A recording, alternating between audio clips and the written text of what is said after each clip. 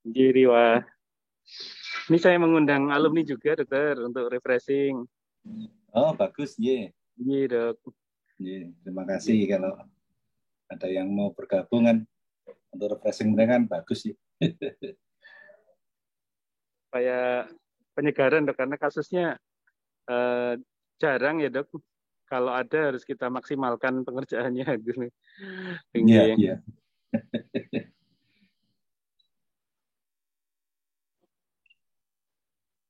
Jadi untuk head neck ini memang kita agak ekstra untuk ininya dok, mencari pendalaman tekniknya. Iya, Jadi, iya dok. Jadi untuk yang angkatan dulu, dokter Aryo, dokter Win itu waktu itu kita ajak ke kadaver di Changi General Hospital di skill lab-nya di sana. Waktu itu kita observership di sana 2 hari ya 2 hari ya, untuk kadaver itu. Kemudian tahun 2000 itu 2000 tahun 2016 ya 2017 2018 itu dokter Aryo, dokter Haris, dokter Andy ke India ke Tata itu juga ada kadaver untuk head neck. iya. Di 2019 saya sama dokter Win ke Malaysia kadaver juga. Kemudian untuk dokter Lukman, dokter Enrico ini ke Surabaya ya waktu itu ikut di kepala leher. Terus yang 2020 tuh persis sebelum pandemi itu kita ke Malaysia lagi. Iya. Kategori head neck tuh dokter Ridwan, dokter Enrico, dokter Budiman. Nah, gitu. Jadi karena kasusnya langka hingga kita mendalami materi dengan kadaver dok ini yang selama ini kita lakukan untuk meningkatkan untuk perbandingan juga dok karena sparring ya dengan teman-teman kita dari head neck di negara sebelah itu. Iya. Kalau kita minta bagian anatomi gitu bisa enggak, dokter? Nah, menikah dokter ini kan dokter Himawan kan dekat dengan dokter Pras. Dokter Pras ini yang staf baru bedah saraf Niko kan dokter Pras itu dari anatomi. Uh, Kemarin saya udah rasan-rasan itu kan mereka punya kraniektomi burhol pada kadaver. Nah itu kalau kita numpang gimana ya Mas? Kita kita lihat untuk parotidnya lah paling tidak itu lah. Untuk kita diseksi parotis gitu. Paling tidak itu aja. Iya, ya mungkin Gitu, lebih bagus ya karena situasi sekarang kan agak susah kalau pergi-pergi. gitu gitu yang kemarin sudah rasan-rasan sama si Mawan ya kita nembung Mas Pras yuk. Dan kita kalau ada kadaverik kita ikut ikut di ininya. Paling tidak parotis ya. Ya, atau resmi kita bikin surat ya Gitu. dari bagian bedah onko ke anatominya mungkin ya. Jadi kalau standar kadaveriknya di di tempat lain ya dok, itu biasanya sih kita start dari parotis, kemudian turun ke bawah, neck dissection, setelah neck dissection terakhir baru kita lihat thyroid gitu, seperti itu. Yang terakhir sudah mulai ditambah untuk hemimaksilektomi itu yang terakhir waktu kita tahun 2020 itu begitu. Jadi kalau bisa bagus sekali itu dokter-dokter. Iya Nanti dokter. tak ini ke dokter Warjo sama dokter Herjun ya. Iya. Mungkin untuk ini. Nanti suratnya itu mau ke anatomi atau ke dokter Pras saja? Oh iya mungkin ke anatomi ya dok ya. Iya, ke anatomi Iya, ya resmi mungkin jadi. momentumnya bisa membersamai aja, mungkin membersamai bedah saraf itu kalau artinya kadaver itu bisa dipakai beberapa session ya dokter. Jadi misalnya kalau kalau waktu kami di yang di Singapura itu memang satu badan ya, jadi badan yang lain dipakai divisi lain gitu. Tapi kalau yang di Malaysia itu kadaver yang dibeli itu memang hanya kepala. Jadi kalau kita buka paketnya itu kita buka hanya kepala dokter itu. Mereka dapat dari Amerika sama dari Eropa. Iya. Iya. Ini Prof ya sudah rawuh. Pagi Prof. Pagi dokter Warjo. Selamat pagi, Pak Kunto. Pagi dok. Pagi dokter Lukman.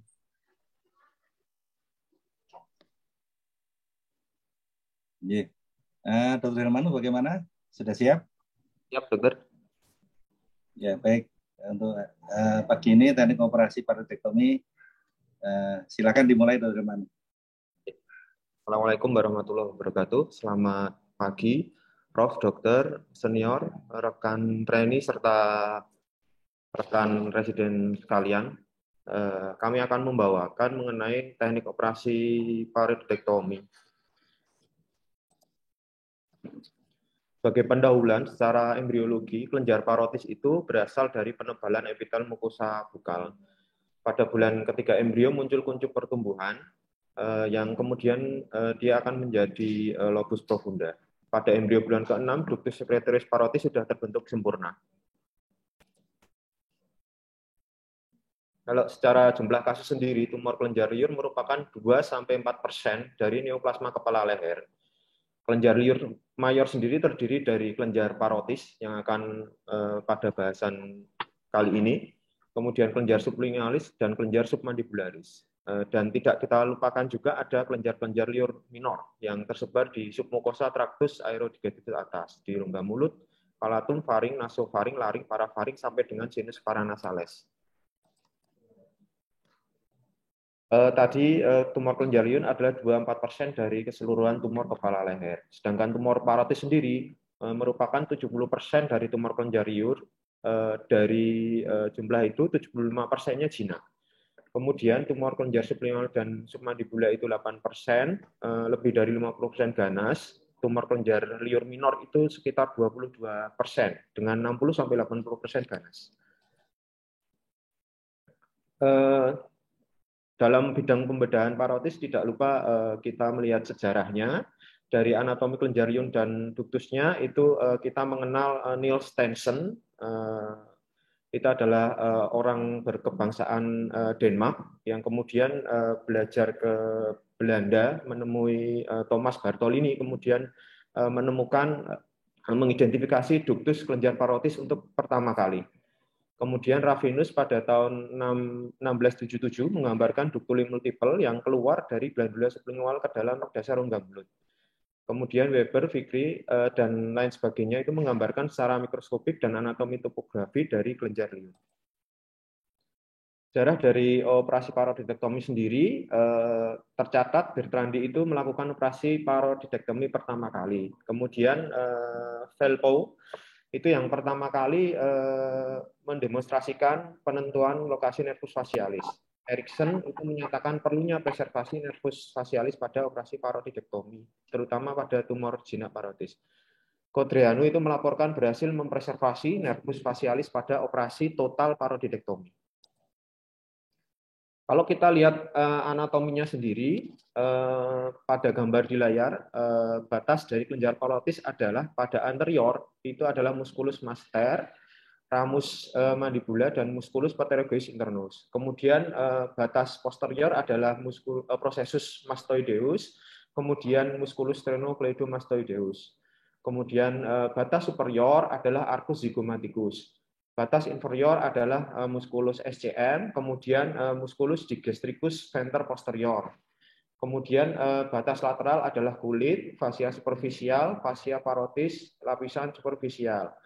Batas medial itu adalah fascia parotis, lapisan profundus, processus styloideus, vena jugularis interna, dan arteri carotis interna serta dinding faring. Robus pada glandula parotis itu dibagi menjadi dua, berdasarkan kedalamannya dilapisi oleh nervus facialis. Yang di sebelah superficial nervus facialis adalah lobus superficial, kemudian yang sebelah dalam atau profunda adalah lobus profunda. Sel parotis adalah bagian dari kelenjar parotis yang terletak di antara sudut mandibula dengan mastoid. Kemudian ductus tension atau ductus paroticus sendiri itu panjangnya 4-6 cm dengan diameter 1,3 mm, keluar dari tepi anterior kelenjar parotis 1,5 cm kira-kira di bawah inferior dari arcus zygomaticus, kemudian anterior dari otot musculus master, kemudian masuk pada molar 2. Kalau secara topografi permukaan untuk mengkira-kira letak dari ductus paroticus sendiri itu bisa dilihat dari ini tragus, ini antetragus, ini incisura atau kus intertragal, itu ditarik garis lurus dengan sudut bibir, kira-kira letak dari ductus paroticus di situ, sesuai garis itu. Pada anatomi pembedahan, seringkali ductus paroticus ini berjalan pada dan beriringan dengan nervus facialis yang cabang bukal. Kemudian inervasi dari kelenjar parotis itu ada inervasi parasimpatis preganglior dari nervus glossopharyngeus, postganglion dari ganglion oticum ke kelenjar parotis melalui auricularis. Kemudian simpatis itu dari ganglion cervicalis superior mengikuti sistema arteri.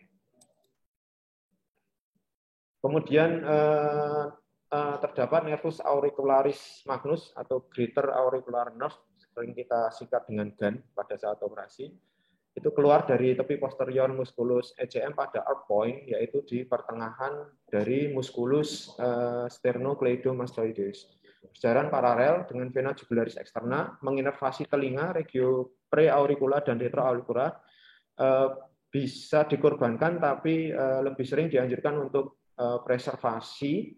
Kemudian bila terpotong akan terjadi baal pada daerah preauricula dan auricula bawah, dan baal itu bisa hilang pada 4-6 bulan. Kemudian inervasi selanjutnya nervus auriculotemporalis, cabang dari nervus mandibularis, mengandung serabut sensoris dari nervus trigeminus, parasimpatis, postganglion, dan serabut motoris dari nervus glossopharyngeus. Ini yang penting untuk pembedahan, yaitu anatomi nervus facialis. Itu dibagi menjadi 5 cabang. Cabang temporal, yaitu mempersarafi frontal, orbicularis oculi, dan corrugator supercilii. Zigoma, cabang zigoma itu orbicularis oculi, cabang bukal ke buccinator antara lain, bisa ke orbicularis oris juga.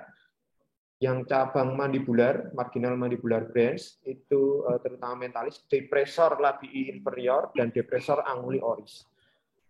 Dan cervical branch itu mempersarafi platisma. Landmark yang penanda anatomi untuk identifikasi daripada nervus facialis yang penting itu ada 5 landmark. Yang pertama adalah foramen stylomastoid, karena itu tempat keluar dari nervus facialis. Ini processus styloideus, kemudian ini mastoid, di pertengahannya kira-kira ada foramen stylomastoid. Kemudian tragal pointer, karena tragal pointer nanti akan, atau cartilago pointer itu akan digunakan untuk arah kedalaman dan jarak untuk identifikasi nervus facialis. Kemudian processus mastoideus, kemudian posterior belly dari musculus digastricus, kemudian tympanomastoid sutur. Nah, ini ada beberapa penelitian, yang ini dari India, itu mengenai identifikasi nervus facialis selama parodontektomi, dikombinasikan antara kadaver dan pasien yang sedang dioperasi, antara kadaver dengan pasien yang masih hidup. Kemudian yang digunakan adalah tiga landmark, karena ini 3 landmark yang sering digunakan, yaitu tympanomastoid sutur, tragal pointer, dan posterior belly of the gastricus. Antara tympanomastoid sutur, jaraknya dengan nervus facialis pada kadaver dan pada pembedahan itu sebenarnya tidak terlalu berbeda, jaraknya antara 3 sampai 5 cm. Begitu juga tragal pointer, di mana kita tahu nervus facialis itu terletak di antero, inferior, dan medial dari tragal pointer. Itu pada kadaver dan pada pembedahan jaraknya bervariasi antara 14 sampai 18 cm. Sebenarnya tidak jauh berbeda pada kadaver dan pada pembedahan. Kemudian lamak selanjutnya itu posterior belly of digastric, di mana letak nervus facialis kita tahu berada di sebelah antero superior dari musculus digastric posterior belly. Jaraknya tidak jauh berbeda antara kadaver dengan pada orang yang sedang dibedah, antara 6 sampai 8 mm. Nah, ini variasi lagi dari, ini saya ambil dari USA, dari Amerika. Itu ternyata di sana rata-rata kalau disebutkan tadi sekitar 16 mm jarak tragal pointer dengan nervus facialis, ternyata di Amerika itu sekitar 10 mm. Ini adalah gambaran dari variasi percabangan nervus facialis. Untuk simplifikasi dibagi menjadi 4. Sebenarnya variasinya sangat banyak kalau kita baca di buku Jatinsyah Head and Neck. Tipe 1 ke 5 cabang tidak saling berhubungan. Kemudian tipe 2 terdapat hubungan antara cabang zigoma dengan cabang bukal. Kemudian tipe 3 itu cabang zigoma merupakan cabang dari cabang temporal, kemudian cabang ini bersatu dengan cabang bukal. Kemudian tipe 4, cabang temporal, zigoma, bukal, semuanya saling berhubungan, saling beranastomosis. Dan kalau kita lihat vaskularisasi yang penting itu umumnya vaskularisasi yang ada di glandula parotis itu berasal dari percabangan arteri karotis interna. Antara lain yang penting adalah ada arteri superficial temporal, arteri maxilla, transverse facial arteri, kemudian post auricular arteri. Superficial temporal arteri itu nanti pada pembedahan akan kita temui pada saat kita membebaskan nervus facialis yang cabang frontal dan zigoma, yang cabang atas. Kemudian vena yang penting adalah vena superficial temporal, vena middle temporal, maxillary vena, dan retromandibular vena, dan post auricular vena. Vena retromandibular sendiri itu akan kita temui, akan kita lihat dengan mudah apabila lobus superficial itu sudah terangkat semua. Kemudian drainase limfatik dibagi menjadi 2, kelompok superficial itu mengikuti nanti aliran vena jugular eksterna, kemudian kelompok profundus itu aliran limfatiknya mengikuti nanti adalah vena jugular interna dan nervus accessorius. Terminologi dari tindakan operasi, seperti kita tahu ada superficial parodidektomi, yaitu mengangkat kelenjar parotis lobus superficial dengan preservasi nervus facialis. Pada total itu adalah mengangkat keseluruhan kelenjar parotis baik superficial maupun yang lobus deep itu dengan preservasi nervus facialis. Saat extended atau radical parodidektomi dilakukan dengan mengangkat seluruh kelenjar parotis dan struktur sekitarnya yang terkena kanker, termasuk nervus facialis, otot, os zigoma, os mandibula, kulit pipi yang terkena dengan sayatan yang adekuat. Ini tentunya apabila struktur-struktur tersebut terbukti terlibat oleh kanker. Indikasi kalau superficial itu terutama untuk yang neoplasma jinak, bisa peradangan yang rekuren, sialodenitis atau sialolithiasis yang gagal dengan seperti kita tahu sekarang ada teknik endoskopi. Apabila gagal, maka dilakukan open superficial parodidektomi. Kemudian kista rekuren tentunya yang jinak, yang gagal dengan terapi aspirasi atau drainase. Indikasi total itu dengan neoplasma ganas, baik low grade, high grade. Kemudian neoplasma jinak yang ekstensif, artinya tumornya itu sudah mencapai diplop atau lobus profunda, tidak hanya di lobus superficial. Kalau radikal tentunya seperti kita tahu tadi apabila melibatkan struktur-struktur seperti nervus facialis, kulit, dan lain sebagainya. Kontraindikasi apabila pre-imaging preoperatif yang belum lengkap, baik secara diagnosis, karena pentingnya diagnosis preoperatif supaya kita tahu juga apakah yang terkena itu cukup lobus superficialis atau lobus yang profunda juga terkena. Apabila ada komorbid yang dia menjadi kontraindikasi daripada pembiusan. Prinsip pembedahan parotis adalah yang penting adalah identifikasi tempat keluarnya nervus facialis, yaitu melalui foramen stylomastoid. Mengikuti perjalanan nervus facialis harus dari arah proksimal ke distal. Tidak ada boleh skip area-area yang dilewati. Target terapi harus dapat mengontrol tumor dan harus mempreservasi nervus facialis. Karena ada risiko trauma terhadap nervus facialis, maka harus baik mungkin melakukan informed consent. Karena pada pembedahan parodidektomi ini, walaupun mungkin kita sudah mempreservasi nervus facialis dengan baik, kemungkinan nervusnya kesetrum coulter, kemudian lumpuh itu sangat bisa terjadi. Persiapan operasi, kondisi penderita yang baik dengan komorbidnya tidak mengganggu pembiusan, kemudian evaluasi laboratorium, fungsi dan lain, persiapan operasi, persetujuan operasi, penjelasan ulang yang baik sampai dengan adanya komplikasi dari pembedahan itu, kemudian penderita mandi, cuci rambut, cukur rambut di sekitar lapangan operasi, kemudian antibiotik profilaksis, kemudian bila ada alatnya adalah facial nerve monitor. Ini adalah persiapan operasi bisa dengan intubasi orotrakeal. Intubasinya selangnya itu diletakkan pada sudut mulut kontralateral dari bidang pembedahan. Kemudian bila intubasi nasotrakeal, fiksasi ke dahi penderita. Posisi penderita terlentang, leher ekstensi, head up 15 derajat, wajah dimiringkan dengan parotis pada posisi atas, supaya memudahkan pembedahan. Kepala dilandasi dengan bantal donat, kemudian lubang telinga disumbat dengan kapas, supaya tidak kemasukan darah.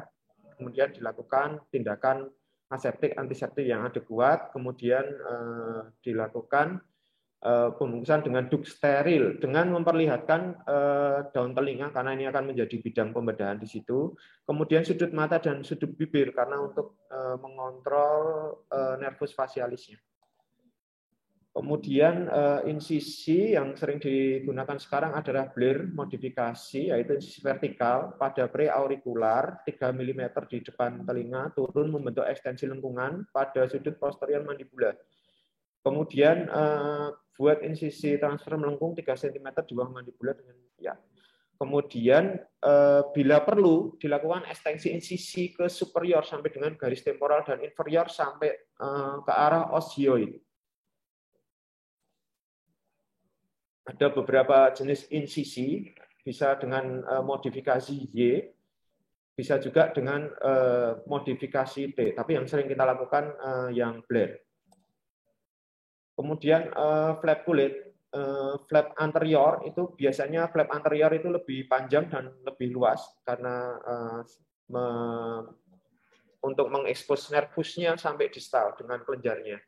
Kemudian flap posterior itu dibuat terutama agar dapat menampakkan sisi insersi superior dari musculus SCM pada processus mastoideus dan jaringan parotis retroaurikular.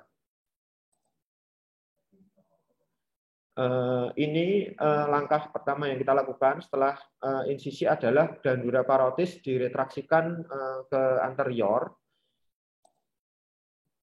Kemudian glandula parotis dipisahkan dari canalis auditorius. Nah, penting pada saat kita membebaskan tersebut, kita mungkin akan menemui GAN atau nervus auricularis magnus itu sedapat mungkin dipreservasi karena walaupun memang sensorik tapi sedapat mungkin dipreservasi. Kemudian manfaatnya lagi apabila nervus facialis tidak sengaja terpotong atau mungkin terpotong karena segmen tersebut kena tumor, beberapa referensi menganjurkan disambung dengan graf dari nervus auricularis magnus atau GAN, grafnya dari GAN. Kemudian langkah selanjutnya adalah expose dari musculus digastricus posterior belly sampai dengan pelekatannya dia di digastric groove. dapat dibantu dengan preparil. Jadi beberapa referensi maupun beberapa video operasi itu menyarankan langkah awal pertama ini sangat penting karena kita harus bisa mengekspos dari posterior belly digastricus, kemudian tragal pointer, kemudian tip of the mastoid ini dibuka seperti open book. Jadi ketiga struktur itu harus dibuka dalam langkah yang bersamaan, tidak bisa satu-satu atau keyhole surgery, tidak bisa, karena ketiga struktur ini akan memudahkan kita nantinya untuk mengidentifikasi nervus facialis. Kemudian setelah identifikasi tiga struktur tadi, kemudian diidentifikasi truncus nervus facialis. Karena kalau kita sudah bisa mengidentifikasi tiga struktur tadi, disitulah sebenarnya kedalaman nervus facialis. Setelah identifikasi truncus facialis, kemudian kita lanjutkan diseksi sampai ke arah cabang-cabang facialis, baik yang di superior, medial maupun yang inferior. Ini adalah gambaran dari diseksi dari cabang superior, bisa kita lihat yang cabang temporal frontal sama zigoma. Di sini mungkin kita akan menemui dari cabang arteri superficial temporal, itu bisa dilakukan ligasi di situ. Kemudian setelah berlanjut dari upper division, kita ke lower division. Di lower division sendiri, yang cabang bukal itu harus kita preservasi dengan benar, karena pitfall-nya di situ adalah ductus paroticus itu sering menyertai dan sering menyerupai dari yang cabang bukal nervus facialis. Ini apabila sudah lobus superficial semua sudah terangkat. Ini apabila ditemukan misalnya tumor pada lobus profunda, ini sarafnya di atas lobus profunda, ini setelah diangkat lobus superficialnya, nampak masanya, kemudian sarafnya itu dipisahkan, di Jatinsyah disebutkan pemisahnya harus secara tajam, tidak dengan cutter, bisa dengan pisau ataupun bisa dengan gunting jaringan. Seperti itu. Ini bila lobusnya sudah, lobus profunda atau lobus dalamnya sudah terangkat dengan preservasi nervus facialis. Setelah itu dilakukan rawat perdarahan, bisa dengan pasang drain, suction drain, melalui tusukan di bawah insisi atau Penrose drain di sudut luka operasi. Kemudian platisma dan lemak subkutis dijahit dengan benang 40 absorbable, kemudian yang luar dengan 50 non absorbable. Perawatan pasca bedah dilakukan pemberian infus, antibiotik, analgetik, drain bisa dilepas dalam sampai 48 jam apabila 10 cc ke bawah, kemudian jahitan dilepas pada minggu kedua. Ada beberapa komplikasi yang early maupun late. Apabila terjadi transeksi dari facial nerve, itu bisa terjadi paralisis dari facial nerve, kemudian late bisa terjadi trismus. Apabila ruptur kapsula parotid tumor bisa terjadi, early-nya bisa terjadi perdarahan, infeksi, dan flap necrosis. Lama-kelamaan late-nya bisa tumor recurrent, soft tissue deficit, dan pada yang apabila terjadi incomplete surgical resection parotid tumor, apabila reseksinya tidak komplit bisa terjadi KEL, shallow KEL, seroma, parotid fistula, kemudian ada beberapa komplikasi late yang akan kita lihat. Nah, ini gambaran dari parese nervus 7.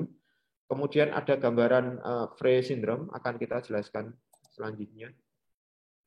Cedera nervus facialis itu bisa temporer, bisa permanen.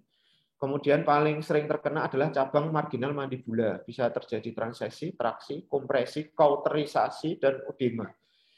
Insiden meningkat pada total parodonektomi, reoperasi, recurrent tumor, sialodenitis kronis. Resiko berkurang dengan teknik operasi yang baik. Hindari agen-agen paralisis, hati-hati dengan skin flap, identifikasi intraoperatif, exposure yang adekuat, safe hemostasis, nerve stimulation. Nah, ini catatannya jangan berulang-ulang, karena berulang-ulang pun akan menyebabkan kelumpuhan temporer. Hindari regangan manipulasi saat diseksi, intraoperatif nerve monitoring, kemudian kalau bisa menggunakan loop pada video yang diunggah oleh Satish Jain, dia menggunakan mikroskop. Ini komplikasi yang lain, hemorrhage atau hematoma bisa terjadi pada 3-7% kasus berkaitan dengan inadekuasi dari hemostasis yang dilakukan. Kemudian bisa menyebabkan pembengkakan dari luka dan wajah, nyeri terutama, juga nyeri tentunya. Kemudian treatmentnya kalau sudah komplikasi seperti ini harus dilakukan evakuasi hematom dan eksplorasi luka. Blood necrosis juga bisa terjadi walaupun jarang.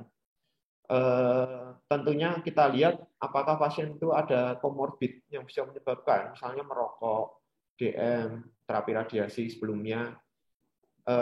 Prevensinya itu atau mengatasinya bisa dengan flap design untuk prevensinya, careful handling, dan avoid flap desiccation. Treatmentnya bisa dengan debridement dan secondary wound closure, bisa dengan skin graft.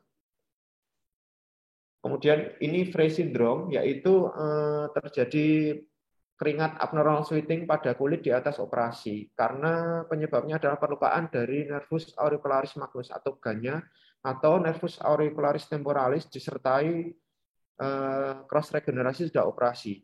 Dijumpai 6 minggu lebih sesudah operasi, perbaikannya biasanya perbaikan spontan.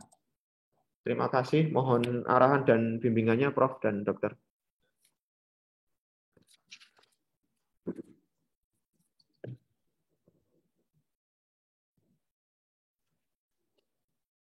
Baik, Dr. Manu, terima kasih atas presentasinya. Kita buka sesi diskusi. Kita harapkan ada diskusi dari trainee dulu ya. Silakan dari trainee.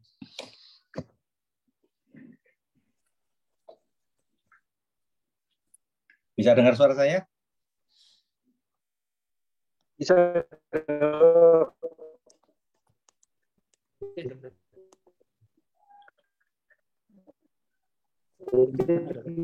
Dari yang sudah pernah mengerjakan pertanyaan apa yang menjadi keraguan yang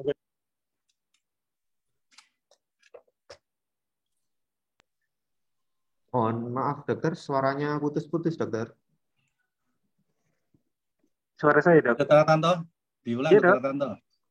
Ya, Dok, mungkin dari yang sudah pernah mengerjakan ada keraguan atau permasalahan di tahap yang mana pada waktu mengerjakan parotitektomi.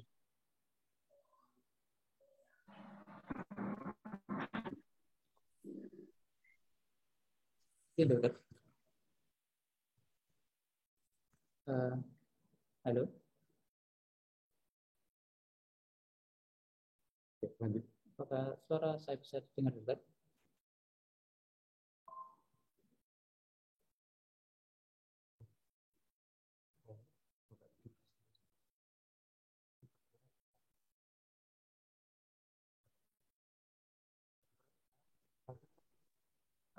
Maaf, Dokter. Kalau untuk operasi parotis ini kan kalau dibilang apa namanya kepingnya radikal tapi tidak radikal. Nah, kemudian apakah ada mungkin cara yang kalau misalnya operasi yang superficial itu kemudian batasnya itu hasil pemeriksaan yang kemudian bisa menentukan bahwa batasnya jelas, atau mungkin apakah kalau misalnya tumor superficial itu kemudian ada bagian yang profunda yang kita ambil untuk sebagai menjaga agar kemungkinan ada masuk ke profunda itu kemudian kita dengan pengambilan jaringan dari profundanya mungkin itu apakah seperti itu atau gimana? Terima kasih.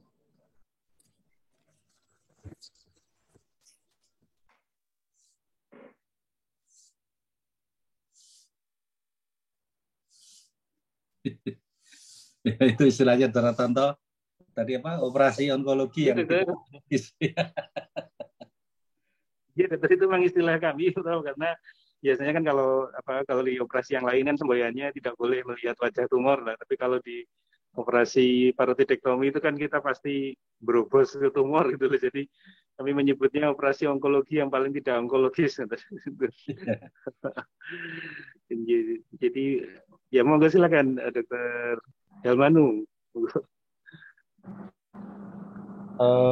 Iya dok, memang disebutkan di beberapa buku itu memang imaging pre-op itu sangat penting supaya kita bisa mengidentifikasi lobus mana yang terkena dari superficial kah, cukup superficial kah, atau ternyata lobus dari tumor itu sudah masuk ke lobus yang profunda atau lobus dalam, sehingga untuk kalau pre-op-nya baik bisa diidentifikasi misalnya lobus dalam terlibat, ya dilakukan total parodektomi tentunya dengan tetap memperhatikan dan mempreservasi nervus facialis.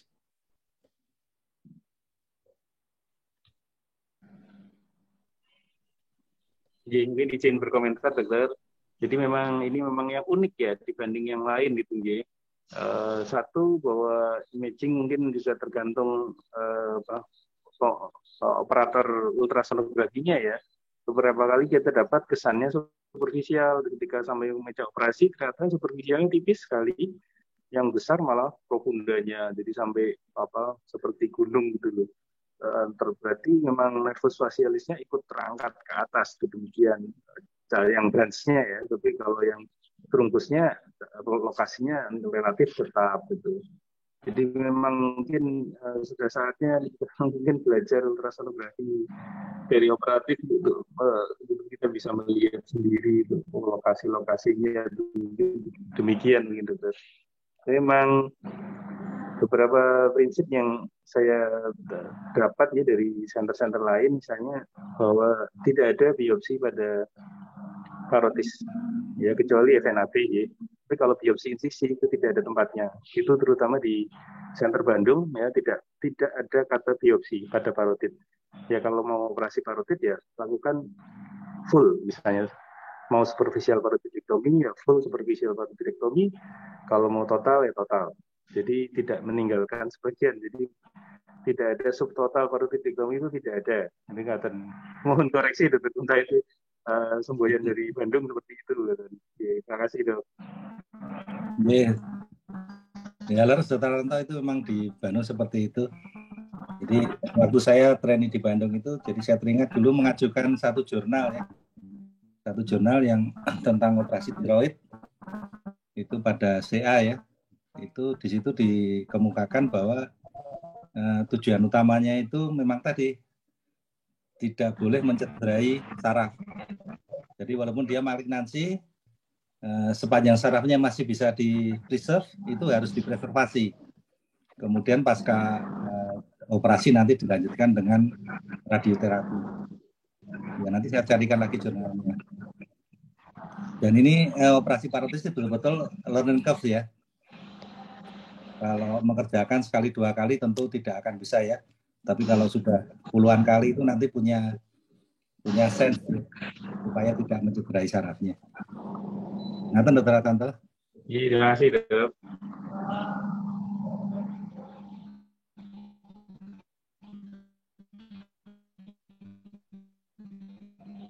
Ada lagi dari Reni?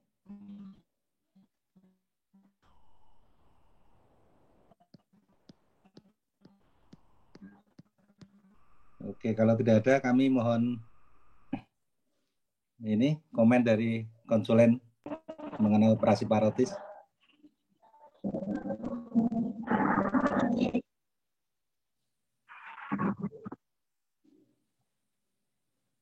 Ya, saya bisa komentar sedikit Pak Gubernur. Izin dokter. Yang pertama, operasi parotidektomi ini memang sangat menggoda ya. Sebentar Mas, tadi Prof. Teguh mau ngetikau tadi. Silahkan dulu, teruskan dulu. Oh, iya Prof.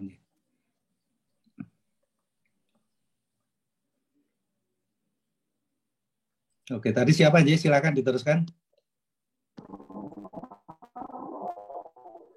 Izin dokter. Halo, apakah suara saya terdengar dok? Ya, silakan. Iya dok, jadi ini saya ingin menyampaikan ke para PPDS ya. Jadi memang sangat menggoda ya, kepingin jajal bisa enggak gitu ya. Saya ada pesan ya, kalau misalnya tidak yakin itu jangan dilakukan karena sekali dibuka dan tidak tuntas itu terjadilah sikatrik yang melekat kepada saraf fasialisnya. Nah, operasi keduanya ini luar biasa karena penuh dengan jaringan nikat. Gitu. Jadi kalau paroidektomi dan Anda tidak yakin bisa, kalau saran saya jangan gitu loh. Disaster untuk pasien. Itu begitu dok. Jadi kadang-kadang kita dapat sudah pernah diiris dengan irisan mungkin irisannya yang sering kami dapatkan itu bukan Blair atau irisan standar, tapi irisan minimalis itu di depan auricula. Hingga aksesnya memang saya sudah bisa bayangkan ini akses pasti sulit tuh. Dan akhirnya memang residif atau hasilnya malignan, dan ketika kita melakukan operasi kedua itu sangat terkendala dengan cicatrixnya. Ya, terima kasih dok.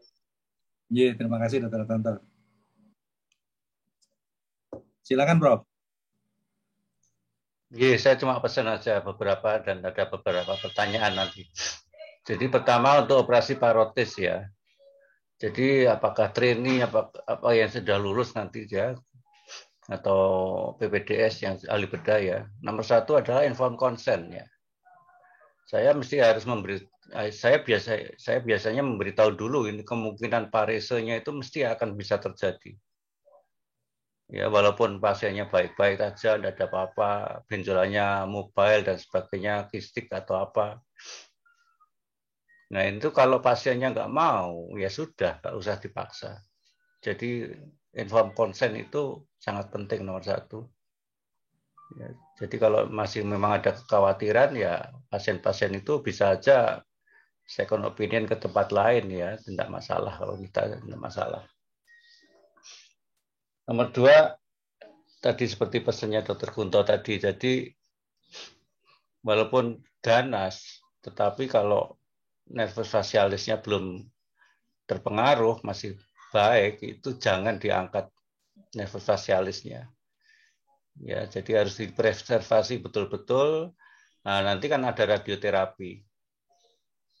Ya, di belakang hari akan ada radioterapi. Nah, ini yang penting sekali juga. Jadi nomor 3, saya pertanyaan ini untuk Dr. Helmanu ya. Itu kalau preservasi, kalau nervus facialisnya yang perlu rekonstruksi itu yang bagian mana? Ya, apakah bagian distal sudah perlu atau yang proksimal? Ya. Gimana?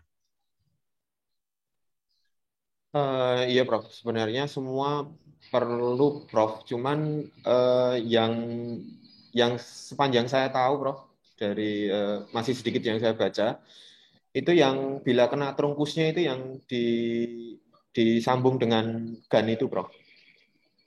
Ya, Kalau yang memang.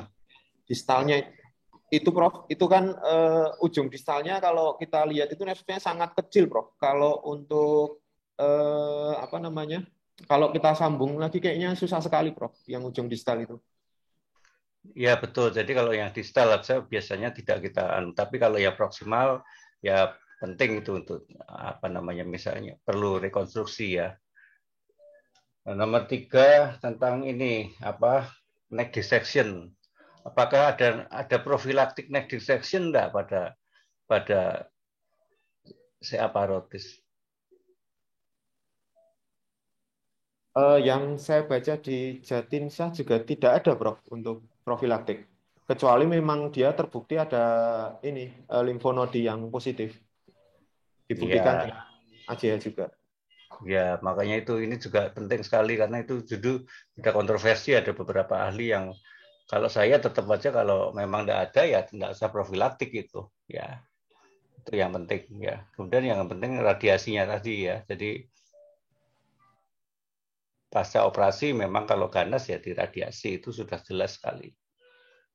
Karena kemo juga tidak terlalu bermanfaat ya untuk ini saya kira. Itu aja komentar saya Pak Kunto, terima kasih. Iya, matur nuwun Prof. Iya. Jadi memang saya teringat waktu ditugasi Prof ke Groningen dulu. Salah satunya belajar operasi parotis. Kalau di sana itu ada nerve stimulator ya. Jadi kalau membedakan ini pembuluh darah, tendo atau saraf gitu ya, itu ada stimulatornya. Jadi jelas sekali, oh ini saraf, ini bukan gitu ya. Nah, kemudian saya waktu itu cerita, itu Profesor Rodenberg itu ahli kaksirer ya, ahli bedah mulut. Kalau di kita itu belum ada, bagaimana? Oh, enggak masalah, besok kita operasi tanpa nerve stimulator. Nah, besoknya operasi lagi tanpa nerve stimulator, dan ternyata hasilnya juga bagus. Jadi ini yang saya ulang lagi, ini learning curve ya. Jadi kalau yang seperti disampaikan Prof. dan Dr. Ratanto tadi, kalau memang pertama kali itu harus ditungguin oleh konsulen ya. Betul-betul harus ditungguin, karena kalau tidak, kalau sudah terpotong kan tidak bisa, susah untuk dikembalikan. Demikian. Silakan dari konsulen lain, ada Dr. Warjo. Saya bisa nambahin sedikit itu tentang nerve stimulator tadi. Saya dulu pernah pakai di Sarjito Pak Kunto, jadi punyanya Dr. Endro Baswi dari bedah saraf itu. Tapi sekarang masih ada enggak tahu sekarang. Bedah saraf masih punya enggak itu nerve stimulator itu. Nanti bisa ditanyakan. Nomor 2 yang penting makanya expose tadi, jadi harus lihat matanya dan bibirnya ya. Jadi jangan ditutup sama duk itu, harus dilihat karena akan kelihatan di situ nerve stimulatornya itu bekerja atau dengan baik atau tidak kalau mata dan bibirnya itu kelihatan. Ya, jadi ini penting sekali untuk expose daripada operasi parotis. Itu tambahan saya, masih. Atau nuwun, Bro. Iya, silakan Dr. Warjo. Iya. Selamat pagi semuanya. Selamat untuk Dr. Helmanu. Ini sudah presentasi mengenai operasi parotikektomi. Ini kasusnya ada banyak, tapi operasinya sulitnya setengah mati, dan kita memang harus juga bisa melakukannya.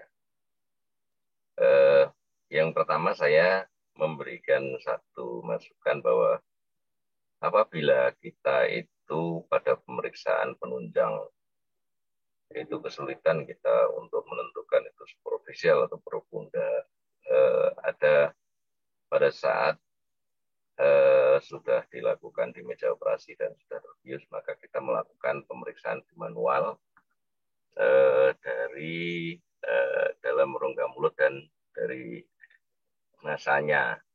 Jadi biasanya kalau memang itu berada di profunda, itu ada penonjolan, ada pendesakan ke arah rongga mulut di trigonum retromolar biasanya di sana. Jadi coba kalau pas baru sudah dilakukan biusan, kemudian kita melakukan pemeriksaan di manual, itu sebagai tambahan. Itu yang pertama. Yang kedua, saya yakin trainee itu mungkin melakukan parotidektomi. Itu belum semuanya, karena kasusnya ada banyak. Saya mohon nanti kalau misalkan ada kasus parotis, setidaknya bisa melihat, karena operasinya juga memang susah. Ya, operasinya susah dan harus hati-hati. Kalau di Semarang kita pakai celurit. Ya, pakai celurit, memang tidak pakai kotor, pakai pisau gitu, tapi bentuknya kayak celurit itu. Itu nanti kalau memang sudah ketemu truntusnya, kemudian kita telusuri dan kita potong gitu, ke arah superficial di daerah nervusnya. Jadi memang dicacah-cacah gitu ya. Itu kalau di Semarang.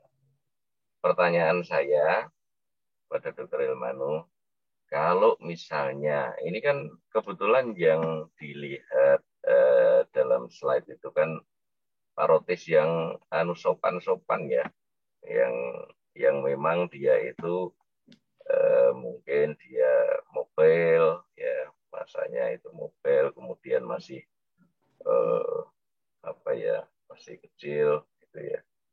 Tapi kita tahu bahwa kalau di negara kita itu datang kalau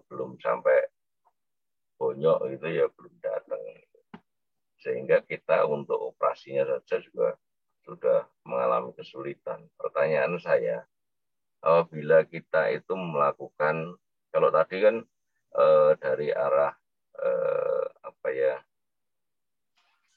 tepi anterior dari sternocleidomastoid, kemudian sampai ke atas, sampai yang tulang atasnya tadi. Kalau ternyata di situ lengket semua, bisa jadi kalau lengket semua, gimana langkahnya, Dr. Hilman? Supaya kita juga bisa menyelamatkan sarafnya.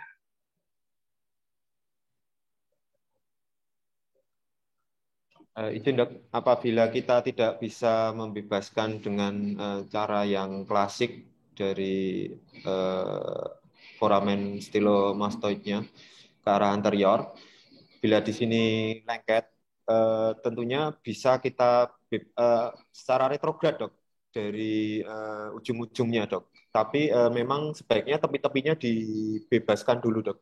Jadi secara retrograd. Cuman itu butuh pengalaman juga, dok.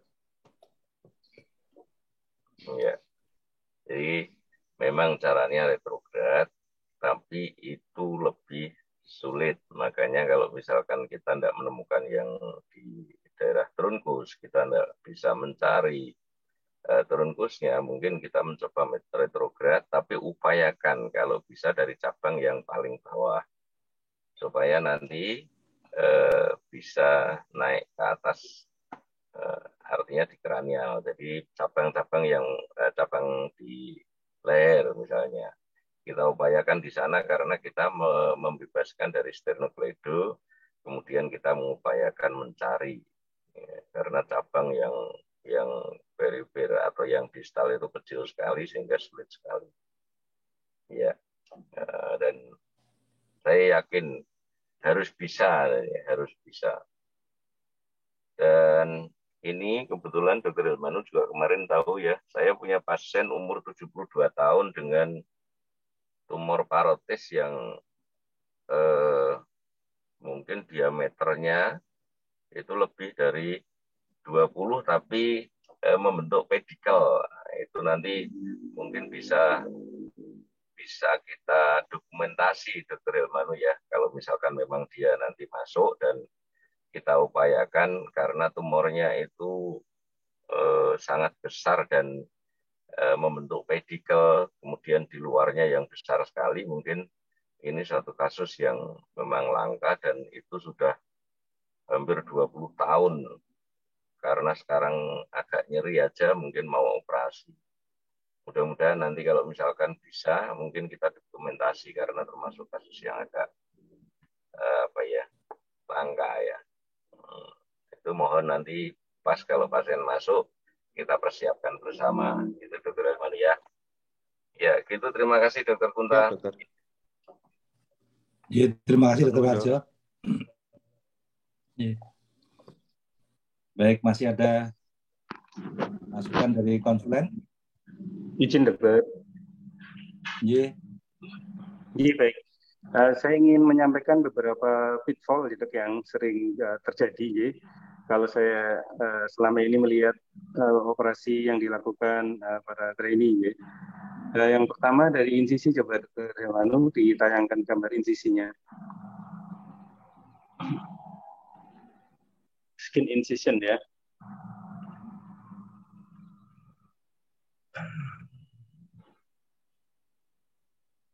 Oke, coba yang slide sebelumnya.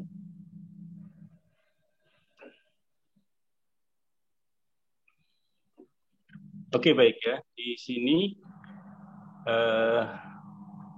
skin incisionnya mepet dengan ini ya, dengan dengan tragus ya. Iya dok. Iya baik. Jadi ada beberapa modifikasi yang kami rangkum dari beberapa kali pertemuan dan sparring.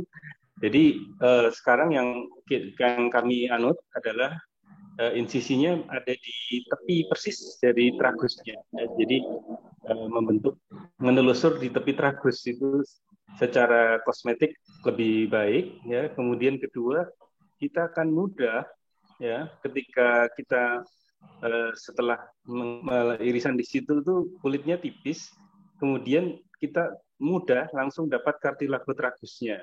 Sehingga apa? Ketika nanti kita menelusuri, mencoba mencari tragal pointers akan lebih mudah. Jadi ini catatan insisi yang kami rangkum adalah ini. Jadi yang di bawah ini memang mengitari perlekatan dari auricula.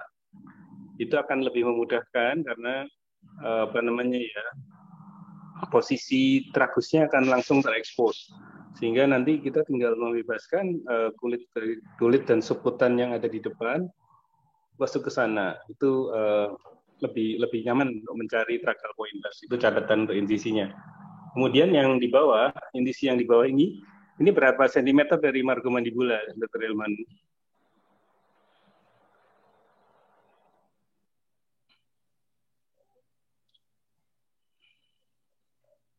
Jadi yang slide berikutnya ya, itu kan namanya Blair modifikasi. Kenapa disebut Blair modifikasi? Karena kalau Blair yang asli, itu ujungnya tuh runcing. Sehingga banyak terjadi nekrosis di ujung yang runcing itu. Maka dimodifikasi dibuat melengkung.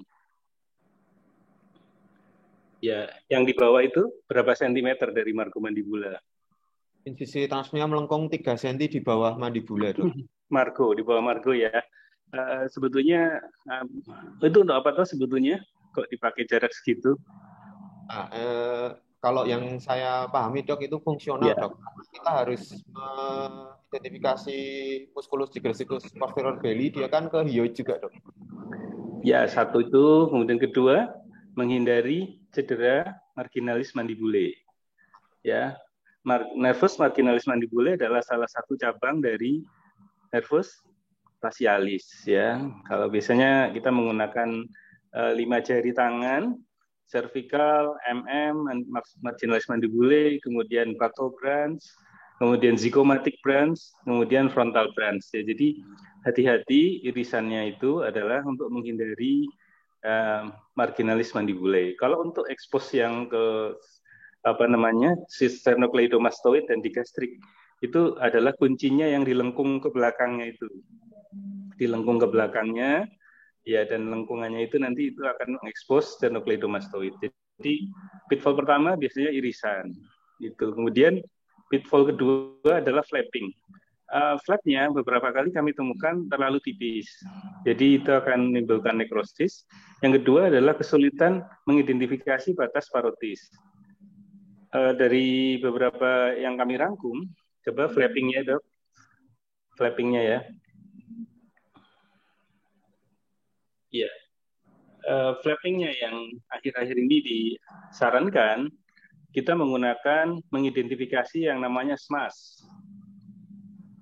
Ya, superior musculo aponeurosis system. Ya, SMAS itu. SMAS itu adalah kelanjutan dari platisma di area facial. Dia berubah menjadi SMAS platisma itu. Jadi dengan mengidentifikasi SMAS, maka kita bisa melihat langsung batas dari parotisnya. Itu flappingnya ya. Jadi ketika itu di bawah SMAS persis, itu adalah parotis. Sudah kelenjarnya. Ya, jadi bukan menggunakan tebal milimeter, tapi mengidentifikasi SMAS. Nah, itu untuk tipsnya melakukan flapping. Kemudian ada beberapa hal yang kita waspadai ya ketika flapping, sampai mana jauhnya. Kita harus mengidentifikasi akhiran dari kelenjar ini di anterior. Nah, setelah sampai akhiran kelenjar di anterior itu, kita bisa melakukan identifikasi tadi, keluarnya cabang-cabang nervus itu dari parotis. Ya, dengan menggunakan klem atau front klem tumpul dengan arah sejajar dengan arah saraf, kita bisa mengidentifikasi, terutama yang paling mudah diidentifikasi biasanya yang ke arah zygomatic, ya. Kalau yang ke arah focal branch biasanya paling kecil, itu bisa diidentifikasi. Kemudian pitfall berikutnya yang sering terjadi, coba lihat, Dok, yang sternocleidomastoid. Jadi berapa kali kami amati trainee ini belum melepaskan betul kelenjar parotis ini dari sternocleidomastoid. Jadi masih melekat, dia sudah mulai mencari trunkus facialis. Nah, ini akan menyulitkan karena tadi seperti disampaikan Dr. Hilmanu ya, tidak ada keyhole, ya harus lepas dulu semua. Semua kelenjar itu bisa digeser ke depan. Ya, sehingga kelenjar ini sudah lepas dari sternocleidomastoid, sudah lepas dari digastrik. Ya, di bawah, kemudian di atas sudah lepas dari cartilago tragus, sudah lepas. Jadi ibaratnya si kelenjar ini bisa di-shift ke depan. Saya pernah membaca dari tulisan seorang senior THT yang dianggap rujukan untuk mengerjakan parotis. Beliau punya satu tips, yaitu mandibulanya dibuka. Tujuannya untuk meregang dari head mandibula sehingga parotisnya ke depan. Tapi ternyata itu juga tidak bisa dilakukan kalau kelenjar itu belum lepas dari ikatan di posterior. Jadi kita akan bisa visual melihat trunkus facialis kalau kelenjar ini sudah bergeser ke depan. Sekaligus pitfall-nya di sini adalah begini, tidak mengidentifikasi batas posterior kelenjar parotis dengan benar. Jadi terabas di tengah-tengah kelenjar, sehingga ada kelenjar parotis yang ketinggalan di posterior. Ini sangat menyulitkan. Justru sangat menyulitkan. Jadi benar-benar identifikasi, oh ini batas parotis di posterior, ini batas parotis di depan, ini batas parotis di bawah, ini batas parotis di atas. Ya, jangan sekali-kali menerabas. Kalau menerabas mencari di tengah, satu perdarahan, dua anatominya jadi kacau. Itu kemudian ya, itu pitfall lagi. Kemudian pitfall berikutnya, jadi setelah bisa lepas semua, kelenjar parotis bisa shift ke depan, maka kita mencari acuan. Nah, sekarang acuannya apa dok? Untuk kapan kita mulai mencari trunkus facialis? Depth-nya. Struktur anatomi acuannya apa? Iya dok, struktur anatomi acuannya ada 3 dok. Apabila sudah Ya. terekspos posterior di musculus digastricus sampai dengan perlekatannya di digastric groove-nya itu dok, di lanjutan dari tip mastoid. Di sini ada digastric groove di tulang sini, di tulang tengkorak sini. Kemudian tip mastoid, kemudian yang tragal pointernya dok. Karena ketiga itu menunjukkan kedalaman dan arahnya nanti.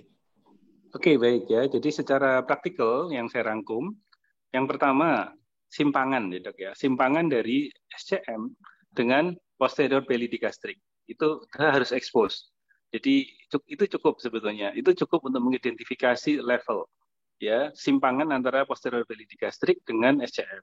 Satu itu. Kemudian kedua, dua titik yang kita jadikan acuan adalah tragal pointers. Nah, ini yang sering terjadi adalah kekeliruan pitfall mengidentifikasi tragal pointers. Jadi kalau kita telusur ya tragus cartilago tragus itu memang ada satu tonjolannya tumpul. Nah, ini bukan tragal pointer, masih harus masuk lagi ke bawah. Nah, kadang pitfall-nya di situ ada tonjolan pertama itu sudah dikasih mencari fosfat trungkusnya, padahal belum, masih harus turun satu lagi, ada tonjolan berikutnya di bawah itu yang tragal pointers. Nah, di dalam penjelasannya Satis Jain dan beberapa penulis dan beberapa rujukan yang kami baca, levelnya adalah tragal pointer dengan simpangan antara posterior belly digastrik dengan SCM. Disitulah kita mulai mencari trunkus facialis, di mana letaknya di antara kedua itu. Jadi levelnya itu, kemudian zonanya di situ. Jadi di bawah tragal pointer, umumnya sebagian besar ada di situ. Ya, menggunakan chrome clamp. Nah, ini juga pitfall lagi. Sering saya lihat pada waktu mencari menggunakan chrome clamp itu klem tumpul ya, bahasa kuno itu. Itu arahnya menyimpang dari arah trunkus. Itu sangat berbahaya kalau menurut saya. Kalau kita mencari arahnya adalah sesuai arah tragal pointer, arah dari trunkusnya. Jadi mengikuti arah trunkus. Jadi tidak menyilang, tapi mengikuti arahnya. Kemudian kita angkat, kita identifikasi apakah itu fat, apa jaringan lain, atau memang dia trunkus. Kalau trunkus biasanya sangat solid, ya sangat solid sehingga kita dengan kita ungkit itu dia keras itu ya, solid sekali. Itu seperti itu. Jadi itu beberapa pitfall yang terjadi. Kemudian berikutnya menelusuri cabang. Ini juga sering terjadi pitfall karena menggunakan counter itu sangat bahaya. Itu tidak. Yang saya lakukan sebagai pemula, saya melakukan tunneling. Jadi ketika trungkusnya sudah ketemu, kita tunnel. Biasanya yang pertama cabang 2 yang utama ya, yang cabang atas sama cabang bawah. Kami tunnel aja, nanti begitu cabang juga kita lanjutkan tunnel. Kemudian baru kita potong antar tunnel. Seperti itu yang kami lakukan. Nah, kenapa tadi kami menyarankan di depan untuk mengidentifikasi tempat keluarnya branch adalah untuk memperkirakan kita sampai mana. Seperti itu. Jadi itu beberapa pitfall yang sering terjadi. Mungkin bisa nanti ditambahkan para senior yang lain, itu yang sering kami amati demikian. Jadi yang sering sekali terjadi adalah karena belum lepas sudah mulai mencari. Levelnya belum pas, sudah mulai mencari. Jadi kalau AMA itu nggak ketemu-ketemu, ternyata ini belum, itu masih belum sampai triangle pointer, simpangannya mana, simpangannya belum diidentifikasi. Terus parotisnya masih pada lengket ke SCM, belum bisa di-shift ke depan, sehingga menjadi kesulitan. Ya, saya kira demikian, Dokter, beberapa catatan dari belajar bersama para trainee selama ini. Ya, terima kasih, Dok. Ya, terima kasih Dokter Tanto. Wah, jadi lengkap sekali ini. Ya, mudah-mudahan nanti kalau ada kasusnya bisa untuk pembelajaran lebih lanjut untuk residen dan trainee.